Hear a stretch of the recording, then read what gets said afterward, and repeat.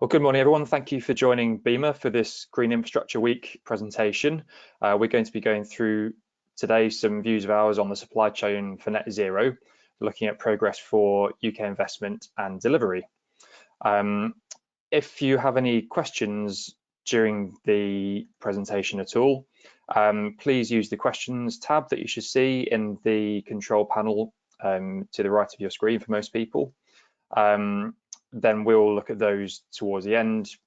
It's just written questions today. Just a note as well to say that we are recording this, which is helpful for us to disseminate the presentation afterwards. But if you have any objections, that's just to let you know. So we'll make a start because we've got quite a lot to crack on with today. So my name is Simon Harpin. I'm a policy manager at BEAMA. And BEAMA is a trade association for manufacturers in the electrotechnical industry. We represent around 200 companies, right from building level technologies in terms of heating and ventilation, electrical infrastructure for buildings, and flexible energy products. And then that's right up to electricity networks products as well. So quite a wide range of applications relevant to net zero there. In terms of what we do, we provide a wide range of services for our members, but we also reach out and work with external stakeholders and policymakers, try and advise people on guidance for products.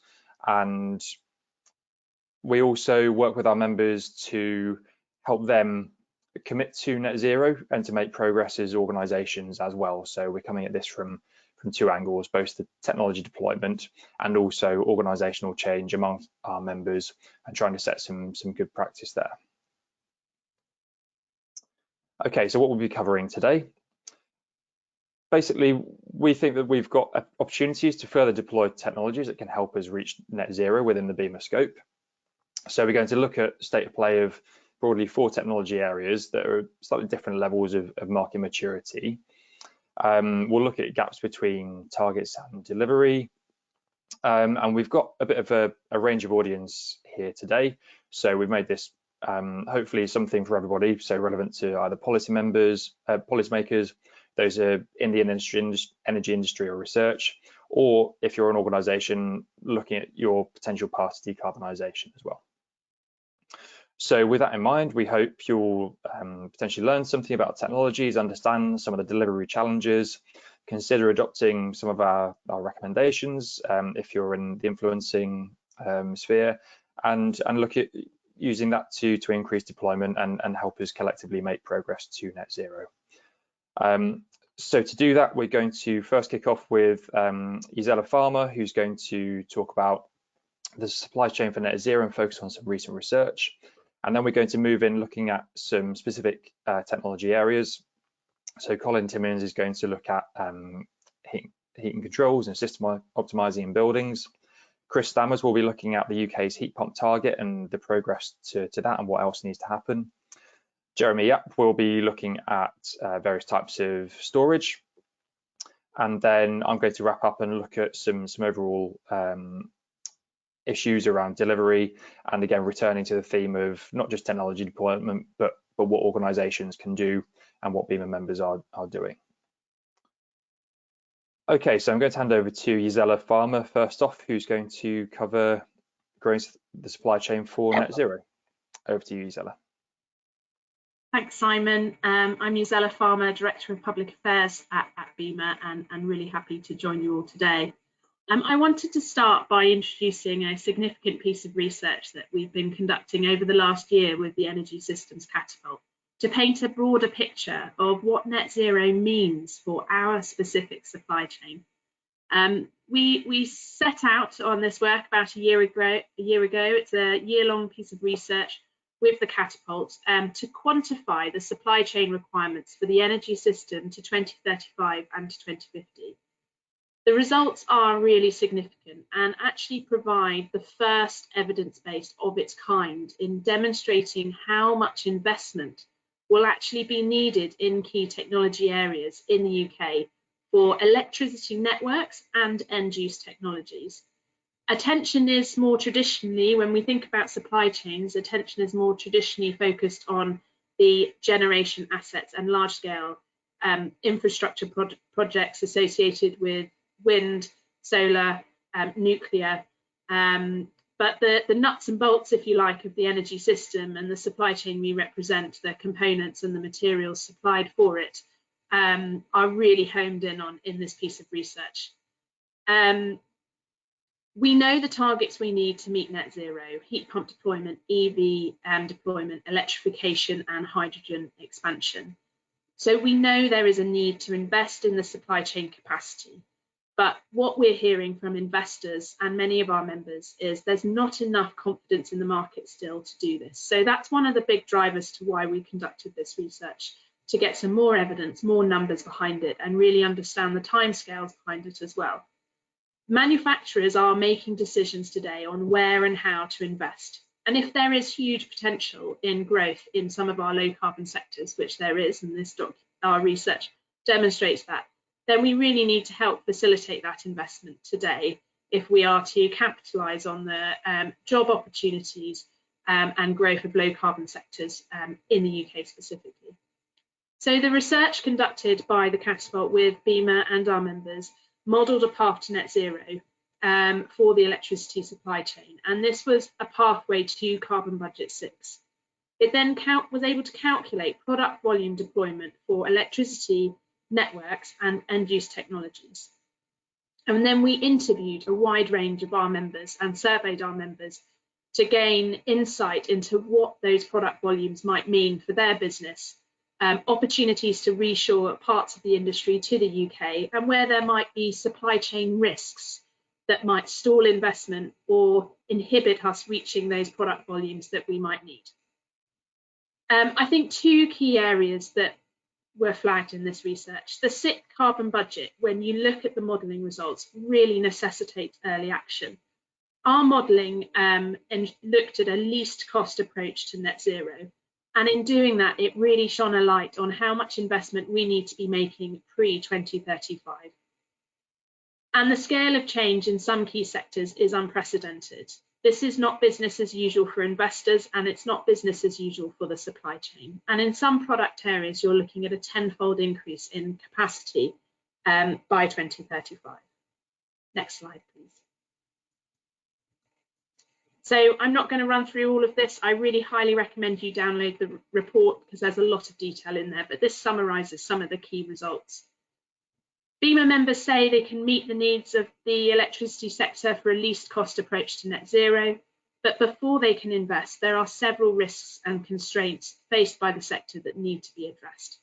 And that can be overcome by a number of recommendations that we've made in the report. For us to quantify the number of products we need to supply into the market by 2035 and 2050, we had to calculate the upper limits of potential investment needed in end-use technology. And we estimate that by 2035, £3 billion per annum investment into domestic end-use technologies such as heat pumps, chargers for EVs and storage would be needed. And likewise, for the electricity distribution networks, an upper limit of investment could be needed of £7 billion per annum in order to ensure capacity for electrification, hydrogen expansion. 85% of our members surveyed expect to scale up between 20 to 100%, but as I said, in some key sectors we're looking at a 10-fold increase, and this places a huge amount of pressure on the supply chain. And I think one of the fundamental things that we are now thinking about with this piece of work is when you look at that unprecedented level of pressure on a supply chain, with the backdrop of also industrial companies working to decarbonise themselves, and with the backdrop of supply chain pressures that we now have as a result of COVID and the crisis in Ukraine, there is such an emphasis that we place now on the need for supply chain planning. And we are working closely with BEIS and the Department for International Trade as a result of this research to really establish a framework where we can look at the investment opportunities in the UK and support our supply chain. There is still uncertainty on the direction of UK policy, and this has and still is stalling investment. We've seen the Net Zero Strategy and Heat and Building Strategy published in recent months, but more detail is needed to give investors confidence in some key areas. And this is really important when you consider there's typically a 5-year lag time between that investment in manufacturing capacity in a supply chain and the resulting scale up. One of the most significant results of this work is the identification of skills shortages across the industry, and that's a problem we're facing already. But when you look at the scale up needed, this really is going to be an important area of focus for BEAMA and government in ensuring we have the installers, we have the skilled workforce that could be employed in a low carbon industry in the UK. Next slide, please. So just to wrap up, I mentioned before, our research deliberately presents an upper limit on investment. So the modelling assumptions within the research we conducted with the Catapult assumes no further innovation in key technologies and also no further application of innovations around flexibility markets, for example. But that's really crucial because the modelling tells us a lot about what drives cost for net zero and, really importantly, how we're going to reduce it. And we're going to reduce it through early action to support innovation in the supply chain. And we can reduce supply chain risks through effective planning. And if we bring forward capacity for flexibility on the system, which we'll come on to, I'm sure, later in the presentation when we look at key end-use technologies, then we can really start bringing that cost down. And at a time when volatility in energy prices is at the heart of our energy security policy, ensuring a cost-effective transition to net zero is absolutely paramount, and we must look at a least cost approach to Carbon Budget 6, which our work has done. So we need innovation, we need expansion in flexibility markets, we need supply chain investment and effective planning. And based on that, our big recommendation and work that we're now focused on is the formation of an electricity supply chain council with BEIS and the Department for International Trade, to help support the acceleration of deployment of end-use technologies and the investment needed in electricity networks to ensure we are able to meet net zero. And we will be looking through that council, looking at those skills challenges and removing those investment barriers with government. And progress is being made for the formation of that council, led by BEAMA, alongside many of the key trade bodies that are operating in this sector. And so with that in mind, I'm going to hand over to my colleague, Colin Timmins, who is now going to start having a bit of a deep dive into some of these end-use technologies and applications that we're talking about here, and what the trajectory for delivery looks like in the UK. So over to you, Colin. Right, good morning, everyone. Apologies if I get a coughing fit. I seem to be full of a cold at the moment, but hopefully it won't disrupt me too much. So yes, I'm going to talk about heating controls and heating systems and heating system infrastructure. If I could have the first slide, please, Simon. To begin with, this is one of a number of papers that we've published recently. This is the most recent one, actually. It was a heating controls infographic. And really the intention of this was to, I think, on the back of rising fuel bills, make people aware of what they could do to use their heating controls better and how they might be able to upgrade their controls to get further savings. And I think one of the issues we find is that heating controls and heating systems often get forgotten as energy efficiency technologies, which is a bit odd really, because a gas boiler in a home will typically use about 80% of all the energy used in that home. So it's the big player, it's the area where you should start. But we wanted to just raise awareness of the savings from controls themselves, but also we've tried to look at the effect that those savings can have on the heating infrastructure as a whole. Next slide, please. This is another document we produced, which is some research we commissioned at Salford University on load and weather compensation controls, which can be used to just replace a standard room thermostat in a house. The schematic at the top is really just to explain the graphs below. The schematic shows a typical heating system. You have the hot water coming from the boiler, which is the flow, goes into the radiators, the heat is given up into individual rooms, and then the cooler water comes back out from the radiators into the boiler, and that is the return. So the flow in red and the return in blue is shown on the graphs below, which are from the tests. So on the bottom two graphs, the left-hand side is a typical on-off room thermostat that most UK homes tend to have. And what you can see is that that's running at a high flow temperature. In this case, it's around 75 degrees, but that needs to be at that temperature to get enough heat out of the radiators into the house. And it works, it effectively pulses.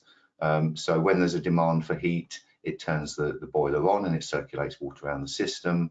When that demand has been satisfied, it turns the boiler off and the system cools down again until it's next needed. So that's typically how we run our systems. On the right-hand side of the bottom is what's known as a Class 5 load compensation device with direct modulation of the boiler. And the three areas of that graph are all important in their own way. The blue line, which is the return temperature, and that shows that the control keeps the return temperature down at a low temperature. I can't quite see on the size of this, but it's well below 55 degrees C. And that's important because boilers condense below, when the return temperature is below 55, and they get more efficient as that gets lower. So obviously the control is keeping the efficiency of the system at all times. The red line, which is the flow temperature, shows that the control gets the room up to temperature, but then by looking at the temperature in the room and what's needed and learning from that, it then modulates the boiler down, so it effectively reduces the heat output and reduces the flow temperature from the boiler. And then the grey line at the bottom, which is the room temperature of the room being controlled. If you can see, compared to the one on the left, it's a much flatter line. You get much closer control, so you get better comfort, but you also get greater efficiency. And what we saw from these tests, and we could estimate across a heating season, is that there'd be about 12% less gas used by that boiler by simple replacement of the room thermostat without any intervention by the user, because this would just be doing that in the way that it operates with the boiler. So it shows that the savings potential is quite significant. Okay, the next slide, please. I'm not going to go through this. This is a chart from BEAMA, which is the energy flow chart they publish annually, although the last one came out in 2021 for 2020. Basically, on the left-hand side, that's the production of energy, and the right-hand side is end use. And the purple sort of block at the top is natural gas. And what you can see, if you follow the main line of that down to around about the middle of the left-hand side, that is gas consumption at a domestic level, so gas used in homes, and primarily that is used for heating and hot water in our homes. So that is a huge amount of energy. Now, whatever form of heating we use in the future to decarbonise heat, there's going to be, sorry, that's my phone going off. There's going to be an infrastructure cost associated with that. So whether it's electrification or whether it's hydrogen, district heating, something else, or any combination of those, we need to create an infrastructure to do that.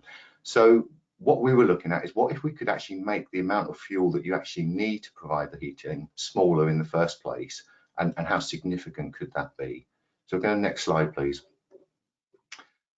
So this is again another document, and what we did here was to look at the total gas use in homes, taking out the amount used for cooking, and then at the various system factors that you could do to reduce the amount of gas that's actually needed. So as well as looking at the controls where we've done the test work for, we looked at system balancing and commissioning, we looked at low temperature heating operation, and we looked at smart controls, which is some research has been done by others as well. So we try and get a full range of known available measures that we could apply to heating systems and what that would do. And by looking at what's in homes at the moment and what was possible, then the calculations showed that the potential reduction from that was about 22% of heating and hot water. So that's about 22% less gas that we would actually need to heat our homes. So next slide, please. We then went on to look slightly beyond the system measures themselves and to maybe think a little bit bigger on this. So we looked at how far we could reduce the hot water load, because a boiler is there primarily for heating, but it also provides hot water in most cases. And obviously with the use of renewables, either on the house and other technologies, there are options to reduce the amount of hot water load that you need to provide from your heating system. So we estimated that we could reduce that load by about 70%, looking at all the data that was out there. Next phase was to look at the improvements to the fabric energy efficiency using the Committee on Climate Change figures. And of course, we sometimes forget that insulation is a heating measure. You know, it reduces the amount of heat that you need. So it's obviously important to factor it into this. And then on top of that, we then added again the system improvements that we'd already looked at. And in this case, we've got a total potential reduction, 53%. So next slide, please. So just to sum that up, you know, we've looked at two ways of reducing the amount of fuel that we actually need for providing heating and hot water in our homes, and thereby how we could reduce the infrastructure cost that we need for net zero. You know, and these figures show that just on the system side, you know, it's nearly a quarter. You know, looking at hot water and fabric efficiency as well, then it's over half. You know, so these are quite significant. There's a big opportunity here.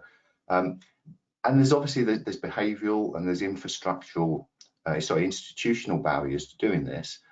But in a way, these are things that we know how to overcome, or at least we've got a pretty good idea of how we can overcome them. Whereas some of the challenges for producing infrastructure for decarbonised heat, we're going into the unknown. So, you know, we think there's a great opportunity here. And obviously the extra benefit to that is that these measures we could put in now, is available technology, and that would deliver savings benefit to households right now, and it would put us on the path to our energy efficiency targets, you know, before we even think about the infrastructure for heat decarbonisation. Thank you very much. Thanks, Colin. That was great, and we'll sum up at the end again some of the sort of the delivery challenges and what we can do about that to harness these opportunities that we're displaying today. So if we can invite Chris Stammers now to come on and talk about the UK's heat pump target and the progress towards that. Thank you, Simon, and good morning, everyone. So yeah, for the next 10 minutes, I'm going to be talking about the UK heat pump market, and specifically looking at the question, are we on track to deliver the UK's heat pump target? So the government's, sorry, next slide, Simon, please. So the government's ambition, as spelt out in the 10-point plan and the heat and building strategy, is that by 2028, the UK installer network will be supplying 600,000 heat pumps per year, which represents a 20-fold increase in the numbers that were sold in 2020. So this scalar increase is rare with an established product concept that's actually been around since the late 1800s, so it's not new. But in order to meet our net zero obligation, then that is the trajectory of sales that we're going to have to be following. So next slide, please, Simon. So we are, in answer to the question, are we on track to deliver the UK's heat pump target? The answer is actually that despite the combined hurdles of Brexit, COVID, and the Russian-Ukrainian war, and an economic outlook that at the moment is bleak, and with the GfK Consumer Confidence Index recording its second lowest monthly number since 2008, we are actually on track, at least so far. The numbers in the graph in green that you see on the screen represent the best industry estimates for heat pump sales in 2020 and 2021, which frankly surpassed expectations. And at this stage, industry doesn't believe that the 2022 figure will fall much short of 120,000 units. However, the targets for the following years become much more ambitious, and despite having the benefit of the Future Homes Standard banning fossil fuel heating in new homes, to achieve the ramp up displayed in the graph that you see, we will have to rely on a significant number of fossil fueled heating systems being displaced by heat pumps in the retrofit market for heat pumps is, to be honest, much more challenging. Next slide, please. And there are a number of hurdles to clear as we increase the scale of the delivery. So in 2020, and at a time when there were about 130,000 installers servicing the fossil fuel boiler market, there were only around 1,800 heat pump installers. And although that latter number has increased significantly in the last year or so to around 3,500, due to the increased focus, frankly, industry and government has placed on training schemes, to achieve a total of 600,000 heat pump installations in a year will mean that we need to have about 30,000 installers. And with a high proportion of gas installers nearing retirement age, then the pool from which we can derive installers to be retrained to install heat pumps is shrinking. So the government must make a long-term policy commitment to support the heat pump industry to convince youngsters to commit to an installer career, and to develop a public information campaign which will extend to existing gas installers to raise awareness of the transition to heat pump courses that are available, and the future potential for apprentices. And the other concern that we have is that currently only 30% of heat pump installations are undertaken by accredited installers. So we should bear in mind that a poorly trained installer leads to badly installed products, a poor customer experience, and then heat pumps are then given a poor reputation. So how do we get to 100%? Well, they may stop short of making MCS accreditation mandatory, but frankly, government needs to think of every inducement possible to ensure that at the very least, installers are trained to a high standard to avoid some of the extreme bad experience stories we read about in the consumer and trade press. So the next slide, please. And there are significant implications for networks too, as has been alluded to already in this presentation. So since 80% of installed heat pumps each year are not notified to the DNO, this means that more than 100,000 heat pumps somewhere in the UK, where the ENA cannot account for, as an enormous number. And given that by 2050, in order to achieve our net zero targets, we need to have somewhere around 20 million heat pumps installed in UK homes, then it's clear that this is an issue that needs to be resolved sooner rather than later, because of the potential impact on the resilience of the grid. BEAMA believes that asset registration will help, but BEAMA's position continues to be that the ENA needs to be certain as to why installers are not notifying in the first place. Can I have the next slide, please? And one of the most significant hurdles that BEAMA highlighted was the lack of awareness amongst consumers of net zero, low carbon heating and heat pumps. And as you can see in this slide, the BIS Public Attitudes Tracker Survey, which has been running for many years. This slide's from December 2019. And of those polled, 70% and 64% respectively had never heard of air source heat pumps and ground source heat pumps. Can I have the next slide, please? And if we fast forward to the latest tracker information from the winter of 2021, and the tracker actually asks a slightly different question. It asks whether they are likely to install specific low carbon heating systems next time they need to change. And this was directed at owner occupiers and decision makers only. And still 43% for both air and ground source heat pumps don't feel that they know enough about this type of heating to make a decision on that. and 38 and 44% respectively are unlikely to install an air source or a ground source heat pump. So there's still not enough detailed knowledge out there amongst consumers. And what is out there in the commercial domain is frequently negative. So the UK government and industry together need to combat this with more positive PR, more good news stories. They are out there. We just need to transmit this information. More good news stories from heat pump advocates. And BEAMA will also play a role in this. Can I have the next slide, please? And it doesn't help that the cost of buying and operating a heat pump is still relatively high, but there are steps in place to mitigate this. So the recently announced VAT reduction in renewables is something that BEAMA has lobbied out for quite a considerable period of time, but it needs to be applied for more than 5 years.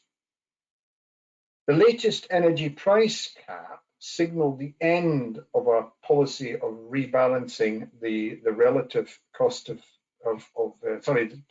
signalized the beginning of a policy of rebalancing the relative cost of the fuels, but also signaled a landmark moment as it enabled the most efficient heat pumps that are available now to reach cost parity with gas boilers over the lifetime for the first time. A very, very significant milestone. But we still think the government must continue to shift the environmental and social levies away from the costs on electricity, shift that away from electricity and onto gas. Now, government pledged to work with industry to reduce the installed cost of heat pumps by up to 50% by 2025. And they pledged to reach price parity for a heat pump with a gas boiler, that's just the boiler alone and the heat pump alone, by 2030. Now, we have seen a commitment from one manufacturer to that effect already, but we await the final outcome of that. But if that's achieved, then that makes heat pumps viable for millions who want to cut emissions. In terms of policy, then the RHI was superseded by the boiler upgrade scheme very recently, which is an upfront voucher scheme, which helps to overcome frankly one of the biggest barriers that consumers face in switching, which is the initial outlay. But on the downside, the US launch was late, and the need for installers to have to wait for weeks for reimbursement for an issued voucher is potentially damaging to many small businesses.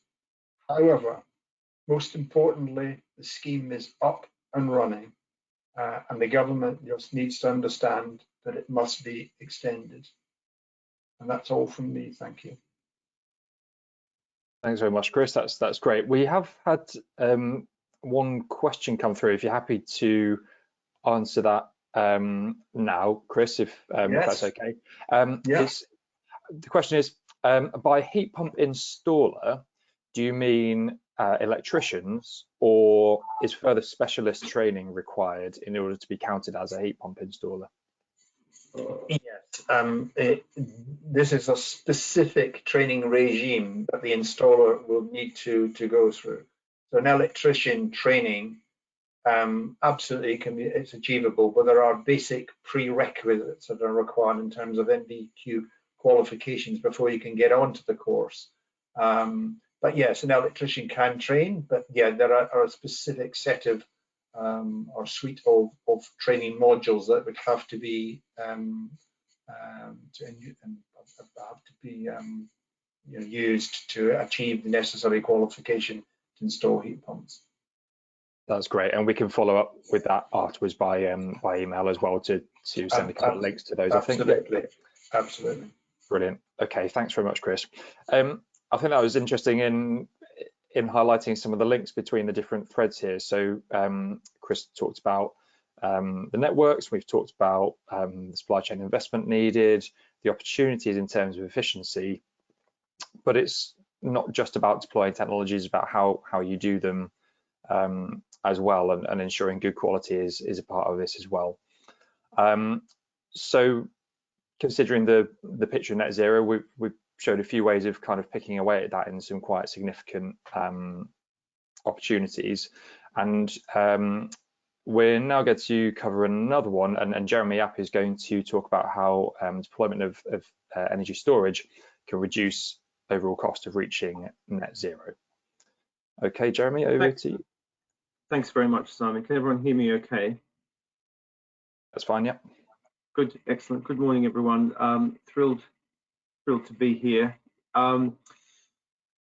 As you know, late last year, we published a white paper on thermal storage, and I think, which is obviously only one kind of distributed energy storage that we'll find in buildings. I'm going to concentrate on that because I think the purpose of today is rather to link to and build on the white papers we delivered last year. So I'm not going to go into a great deal of detail about batteries and about the challenges, but I will touch on that. First of all, I think it's important just to take a step back and talk about why we have to do this. And significantly, 2035 is in many cases our new 2050, in the sense that when we talk about net zero 2050, one of the things we're talking about is a zero power grid by 2035. Not all of that will be renewable energy, but a great deal of it will be. And as a result, we need something both on the supply side and on the demand side that helps to manage the intermittency of renewable generation. By supply side management or supply side flexibility, I mean changing the amount you generate and doing that in response to certain situations, like if you're generating too much or too little. And on the demand side, very simply, is changing the amount you use. So let's talk about demand side flexibility for the moment. And obviously, one of the key sources of flexibility that will allow users of energy to be flexible is not just behavior change. So you perhaps charge your electric vehicle in the middle of the night rather than at 7 p.m. when people are cooking, as important as that is. It is storage. So you can use the energy when you want, but it's not necessarily linked to the exact time that was generated. Distributed energy storage in buildings and residential properties could be electrical storage, batteries, and all an electric vehicle is, for our purposes, for this conversation, is a mobile battery. Or it can be thermal storage, building inertia, hot water tanks, and so on. It addresses these 6 scenarios that are graphically illustrated on the right of this screen. And I do apologize for not labeling my axes. That's really poor form, but that is time along the bottom and use on the y-axis, obviously. Conversion and energy efficiency just means hopefully you are using less power. And the last one, electrification, means electricity will replace things like gas or petrol and diesel in the case of vehicles. And so you're using more. Those two things are not going to balance each other out, unfortunately. We will use more electricity in the future than we are using now, even with conversion and energy efficiency measures. Load shifting, I think, is fairly obvious. Peak clipping and valley filling do work together. And the flexible load shape simply means trying to get to a point where it's not just there's one peak there, but we can change the shape of that load profile. Simon, next slide, please. Speaking of thermal storage in particular, because a lot of this does apply to batteries, and what doesn't, I think we can cover at another time. Thermal storage is incredibly important for the networks, and this has been talked about already, I believe. It supports national networks by helping to balance the system. And it enables a mass aggregated response, not just individuals acting in isolation, but using things like price signals, or there are other things to use as well, that push demand at scale in certain ways. This will help reduce energy costs and connection costs and will enable new revenue streams. I think it's really important to say, and we will come on to this soon. What we're not talking about here is one or the other. So by being flexible, we definitely do reduce the amount of generation that will be required, because obviously the peak is lower because you've spread this, the use profile. Similarly, we're not only, but we are in some ways reducing the cost of network connections. My personal view, I don't know how much this is a BEAMA view, my personal view is that that will be a smaller part of it. We might delay connection costs, we might delay the sorts of extra network reinforcement that has to happen, but very much of that does have to happen at some point. So really where I think we're going to see the huge savings from demand side flexibility is when there are going to be wind farms or solar farms or nuclear power plants or whatever else out there that we do not have to build, that will never have to be built, because we're reducing the amount of peak generation that's required. Next slide, please, Simon. This is just why we're doing it, because of our ambitious targets. And just to spin this into what Chris was just talking about, all or nearly all of buildings are going to rely solely on non-carbon energy. And as I've said already, nearly all of this will be renewable energy. Obviously, there are some non-renewable, non-carbon forms of energy. A nuclear power plant is one of those things. But especially after 2035, there is going to be high degrees of intermittency. And as a result, next slide, please. Heat pumps are very important. Now, this supports the argument for thermal storage in a number of ways. And I want to talk, there are lots of forms of thermal storage, but I want to talk specifically now about hot water cylinders, because that is at the moment, and I expect will remain the case, the largest and most important form of thermal storage. There are many others, obviously, but here what we're talking about at the moment is we have a crisis in this country with hot water cylinders being removed at an alarming rate. And in fact, what should be happening is we should be increasing our hot water cylinder stock. I did a little bit of research for this and for the white paper last year, and I called BEIS and asked the government for the latest figures on how many hot water cylinders are installed in domestic UK properties. And the most recent data they had for me was almost 10 years old. And that tells me if you're not measuring that, if the government is not measuring that, that means we don't care enough. So we need to start caring about those things. Retaining those cylinders will support the individual case as well as the general nationwide case for switching from gas to electric. And retaining those hot water cylinders will help prepare UK building stock for electrification. Next slide. So what should we do to reverse this decline in distributed thermal storage? Let's talk about the government first, and then industry is the next page. So government, as you can see here, needs to target the properties that are most suitable. Not every home has a heat pump there as the best solution, but we need to identify which ones are right for a heat pump installation, and we need to make sure that a hot water cylinder is or can be there. This is a consumer education piece, an industry piece. This is a reskilling and retraining piece that Chris has already mentioned. And we need to make sure that these policies are joined up with other policies. So we need to complement other emerging markets. And the best example of an emerging market that people are really actually incredibly keen on engaging with is the EV charge point.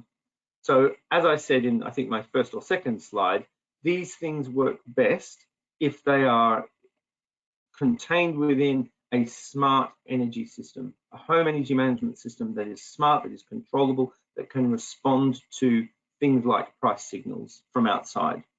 And For that to happen, you need to coordinate the electrification of heat with the electrification of road transport. And then what can industry do? Next slide. Future-proof homes. So we should be allocating space for a hot water cylinder where possible and alternative thermal storage measures where required. We need to anticipate these things. We should not just be led by regulation. We should be anticipating these things and being ready for the changes that we know are coming down the road. Similarly, we need to avoid removal. And all of these things, I want to be very clear, do not rely on the home, or the building rather, being well insulated or energy efficient, but they certainly work best when it is. So another thing we should be doing as an industry is working together with government to drive up the standards that are required and try to make the building stock of the UK better insulated, more energy efficient.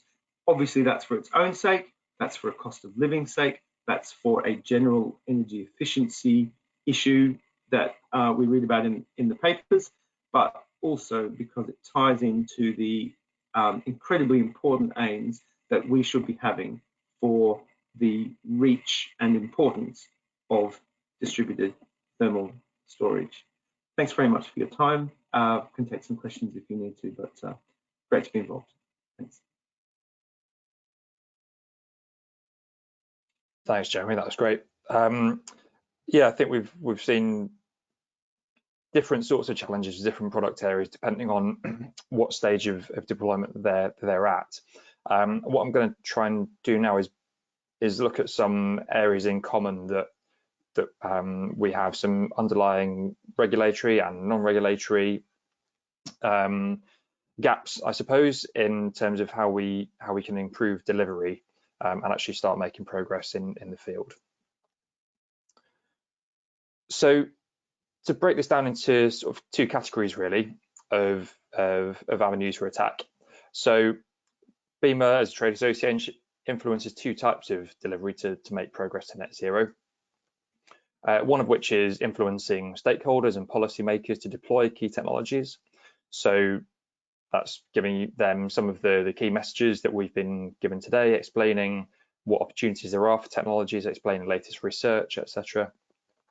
But also BEAMA members as manufacturers and large organisations or small organisations can change their organisational practices and are doing, and to have set some good examples of practical change. So not only are they producing some of the products that can get us close to net zero, they're also deploying them themselves as well. So we'll look at both of those areas now. Some underlying issues that I think affect all technology areas really. Chris mentioned the lack of awareness. Some BEAMA research highlights that there's still a lot of lack of awareness of net zero in general. So that is an immediate alarm bell, and more needs to be done on that. And there needs to be part of the wider energy community, but ideally government ministers getting involved directly in making sure that people are aware of that. And that's not just for a nice reason or for wanting to deploy more products specifically as an aim just by itself, but householders and businesses will need time to plan their upgrades to buildings and indeed networks as well. So the government has legally binding targets in place for 2050, but also the interim carbon budgets as well, which are quite stretching now. And it's getting harder by the day if you lack awareness of what is coming and what to do to it. And on a practical level, we're going to be doing a lot more to help consumers, even if they're not yet ready for a full transition to net zero for the home or business. They could benefit from several key future-proofing measures. I think controls certainly fit into that category, suitable for any building type really, and a wide range of heat sources and applications. So this is sort of an attitude change that we're talking about really. And we know that energy performance is required for homes to meet net zero, but it's not always rewarded adequately by policy. So long lag, for example, between sort of grid factors, recognizing the change of the balance of the carbon intensity of grid electricity has not always been recognized or lags a long way behind. Things like SAP are quite difficult to change, that they give the metrics for measuring energy performance of buildings. So there's a lot of areas that policy doesn't always reward the best thing, and you sometimes get some slightly perverse incentives where older or inefficient technologies still get support, whereas technologies that can make more progress get relatively less. Another point in really looking at how we can get this to the mass market, beyond just early adopters or upwards of the figures that Chris was talking about for heat pumps, which are about 60,000 in the latest year. In terms of the incentives and how those are targeted, yes, there are schemes available, such as the energy company obligation for fuel poor and lower income households. But in terms of the incentives that are there, or such as the boiler upgrade scheme, because of how those are designed, it's still actually able to pay householders who are the most likely to benefit from those. So you are potentially helping some people who might be most able to pay already, whereas you're not necessarily increasing the target audience or the numbers of people that are able to install technologies in homes. So I think those are some sort of general underlying issues with awareness and policy gaps, and the inconsistency, I suppose, of the targets and the practical delivery.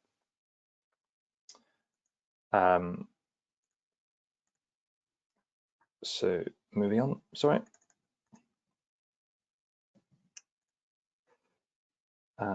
Sorry, just bear with me.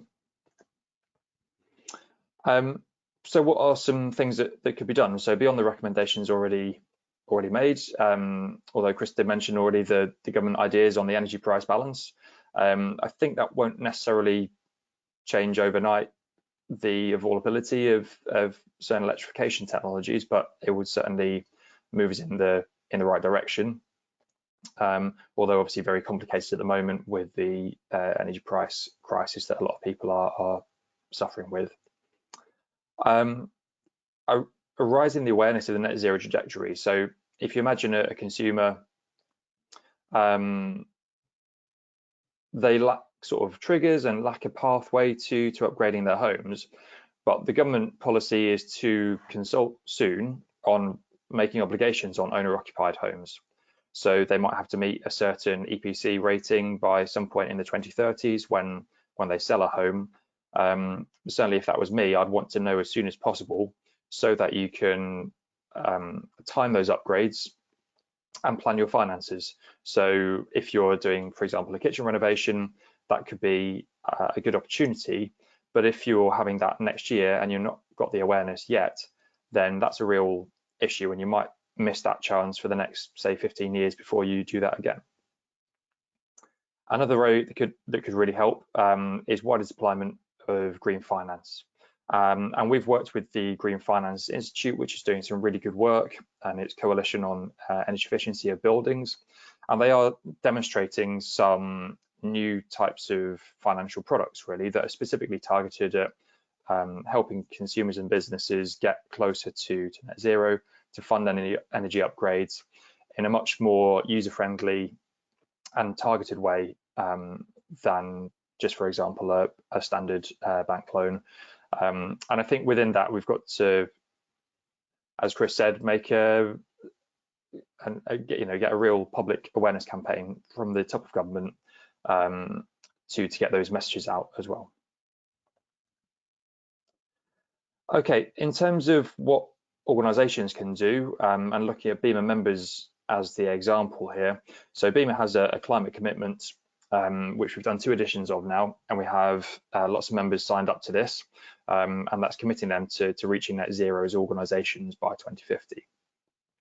That can be quite complex because there's different types of emissions, different degrees of removal from the source of emission, whether that's the impacts that the product makes in use, or whether it's the products that impacts the critical minerals, for example, might make up the supply chain. There's quite a lot to do there, so it's certainly a significant commitment for members to agree to start making progress in those areas. There's also, interestingly, some pressure from the supply chain. So they're certainly getting questions from their customers and suppliers, and that's, I think, a welcome sign. Beyond the BEAMA commitment, there are other voluntary pledges as well that organisations can make, such as the UN Race to Zero, which is quite a wide-ranging scheme and has certainly got a bit of traction around COP26.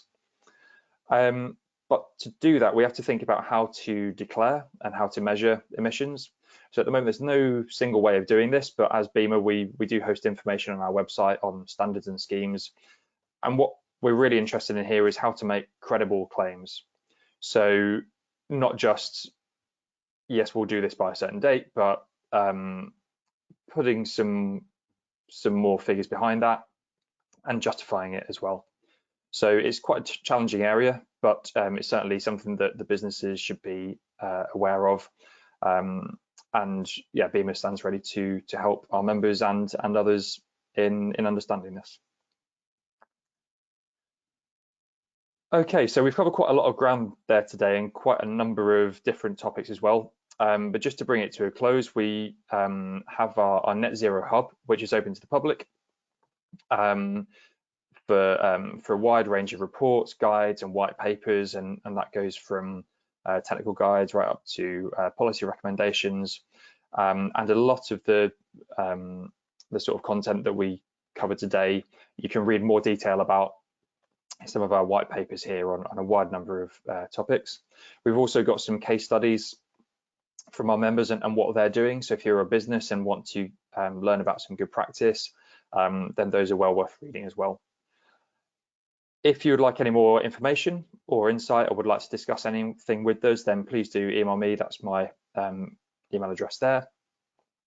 And we look forward to working with you and discussing with you in future. So I think we're just about at the hour now. So I'd like to thank all the panelists for joining and providing me with their expert insight, and also all of you for joining as well. And hopefully you see some other interesting things in Green Infrastructure Week as well. Okay. And we'll bring the webinar to a close.